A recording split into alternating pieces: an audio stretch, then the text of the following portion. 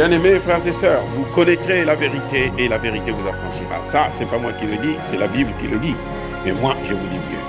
Vous connaîtrez la vérité historique, notamment celle de vos ancêtres kémites, et vous aurez une vision globale de ce que c'est que la vraie souveraineté politique. J'ajoute, vous reviendrez à la spiritualité africaine ancestrale et vous comprendrez les enjeux de l'indépendance économique. Et pour terminer, vous accepterez votre identité culturelle kémite et vous obtiendrez deux choses. La première, c'est la paix. La seconde, c'est le développement, à une condition. L'unité de toute l'Afrique noire, l'unité de tous les Noirs du monde entier. Hôtel à tous, bienvenue sur la chaîne des panafricanistes par essence, par conviction et par excellence. Celle des citoyens kémites par nécessité et obligation de combat. Nous sommes une chaîne qui n'est guidée que par nos ancêtres et rien que par les ancêtres qui appartiennent à l'égrégore du monde noir. Par conséquent, nous ne croyons en aucun Dieu venu de l'étranger. Toutefois, cette vidéo n'est aucunement destinée à inciter à la haine ou à la violence, car nous menons un combat qui est d'abord et avant tout spirituel, intellectuel et démocratique. Ensuite, il est politique, géopolitique et géostratégique contre l'impérialisme, le colonialisme, le néocolonialisme et l'endocoloniat, qui sont tous qualifiés de crimes contre l'humanité. Nous menons ce combat sur la base du principe fondamental que nous avons hérité de nos ancêtres kémites, qui est celui de la Mahat, c'est-à-dire solidarité, vérité et justice. Vous êtes donc en droit de connaître la vérité, nous avons l'obligation de vous dire la vérité, rien que la vérité, afin que justice soit rendue au continent africain. Et ça, c'est notre modeste contribution dans cette noble lutte en faveur de la souveraineté, la dignité, la solidarité et l'unité africaine. C'est exactement ça que nous appelons le panafricanisme. Bien-aimés frères et sœurs,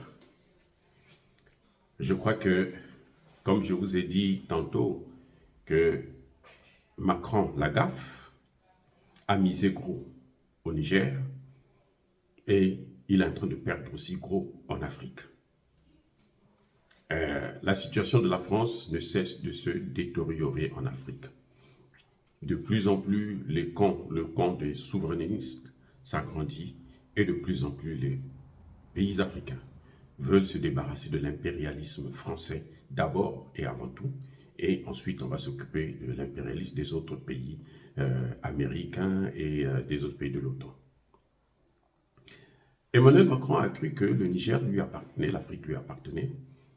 Quand la situation est arrivée au Niger, le fameux coup d'État, ce que nous appelons une révolution de couleur, quand c'est arrivé au Niger, le même jour, Emmanuel Macron a organisé une réunion, il a organisé le Conseil de défense, donc pour savoir quelle est la réponse militaire à donner au Niger, un pays souverain. Et il s'est cassé la figure. Parce que ce qui se passe, c'est encore plus grave que ce qu'il attendait. Vous savez que Emmanuel Macron est celui qui a adoubé le président Idriss Déby Kaka. C'est lui qui l'a placé au pouvoir. C'est lui qui l'a soutenu. Et il est pour Emmanuel Macron le seul putschiste légitime, le seul putschiste légal. Par conséquent, toutes les institutions issues de ce pouvoir-là, ce sont des institutions légitimes, légales. Et il ne pourra plus dire que moi je ne peux pas partir parce que les institutions ne sont pas légitimes. Eh bien, le Parlement du Tchad demande le départ de Barkhane. Je répète, le Parlement tchadien d'Idriss Déby Kaka demande le départ des soldats français du sol tchadien. Et c'est clair et c'est net. Le séjour de la France est désormais compté au Tchad. Emmanuel Macron peut maintenant compter les jours. Les parlementaires tchadiens ont demandé à la France de quitter. Quand c'était le Niger, elle avait dit que ce n'était pas légitime. Mais je vous ai déjà dit que de toutes les manières, il finira par partir. Ça va prendre le temps, 1 semaine, 2 semaines, 1 mois, 2 mois. Il va partir, puisque ce gouvernement-là, il sera là, il ne va plus partir. L'affaire de Bazoum, c'est réglé. Bazoum, c'est terminé. Il n'y a plus de Bazoum qui reviendra encore en tant que président du Niger. Maintenant, nous sommes à une étape supérieure, une étape suivante. Nous sommes en train de voir maintenant quels sont les pays qui vont prendre les mêmes dispositions pour nous débarrasser de ces forces d'occupation à la fois françaises et otaniennes. Donc, le Parlement tchadien demande le départ des forces françaises. Que va faire Emmanuel Macron maintenant? Après, là-bas, on va repartir au Côte d'Ivoire et au Sénégal. Et on reviendra encore au Gabon. Maintenant, s'il veut, il n'a qu'à les amener au Gabon. Mais en tout cas, c'est fini. Maintenant, nous pouvons nous réjouir. C'est fini. Et Kaka Déby ne pourra pas dire non. Parce que ça, c'est le Parlement qui demande. Il ne peut pas dire non. Et il est même protégé puisque ce n'est pas lui qui demande, c'est le Parlement qui demande. Donc, lui, il peut être tranquille que Emmanuel Macron ne peut rien lui faire. Ils vont peut-être aller réveiller, comment vous l'appelez, Succès Masra, mais il ne fait pas le poids devant Kaka Déby et croyez-moi, il ne fera rien. De toutes les façons, nous, ce que nous voulons, c'est le départ de la France. Et après, entre nous, nous allons régler nos problèmes en tant que frères et sœurs.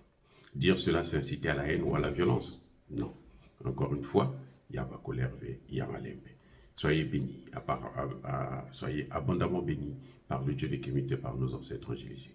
Mais que tous ceux qui persécutent le continent africain le pillent et le déstabilisent, qu'ils soient noirs, blancs, chinois, arabes, indiens, ou qui qu'ils soient maudits, punis, foudroyés, neutralisés, effacés, écrasés par ce Dieu des Kémites et par nos ancêtres angélisés. Vive l'Afrique éternelle, j'ai dit et j'assume.